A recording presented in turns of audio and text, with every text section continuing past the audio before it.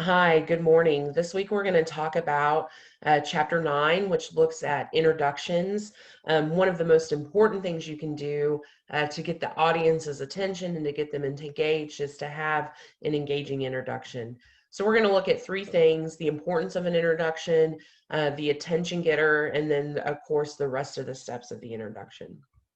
So some things that you want to think about when you're looking at the introduction of a speech is that your introduction should only be about 10 to 15% of the entire time of your speech. So in your speech of 5 minutes, you're looking at an introduction that should be no longer than 45 seconds long.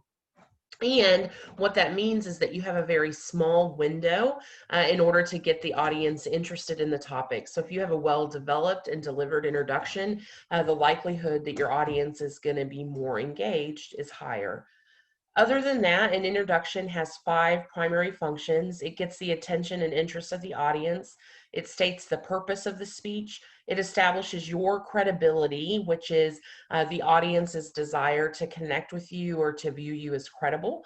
And you do that through competence. So you tell us the experience that you've had with the topic.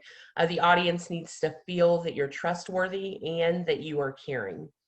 Then the next thing you do is that you provide a reason to listen. So why should the audience listen to your speech? And then the final portion of the introduction is where you preview the main points. So let's start with the attention getter. Some things to remember is that the attention getter needs to do some specific things. Its primary goal is to get your audience, to get your audience's attention for the topic. And so some things that you want to consider when choosing an attention getter are, is it appropriate or relevant for your audience? So if you're telling a joke or using humor, is it age appropriate? Is it appropriate for the audience that you're speaking to? Does it connect to the purpose of your speech in some way, which it should? Is it connected to the topic of your speech? And then is it appropriate for the occasion? So an attention getter that you might use in an after dinner speech would be different than one that you would use in a eulogy. There are different types of attention getters that your book goes over. I've listed them here, but it's some things to think about, and it gives you some of the pros and cons of each of those. Some of the easiest ways to start speeches are to use quotations, to tell a story that you can connect to people in some way. You can use humor, but you do not have to use humor. So there are a lot of types of attention getters. I would really encourage you to review those in Chapter 9.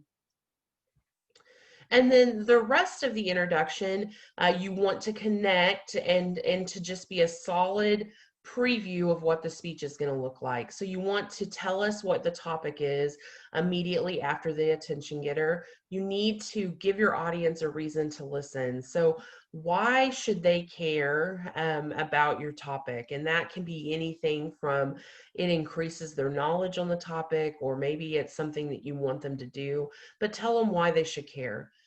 It's important that you develop your credibility.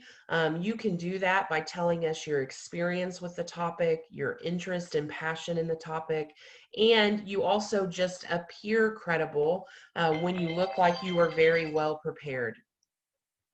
Then you're going to tell us your thesis statement.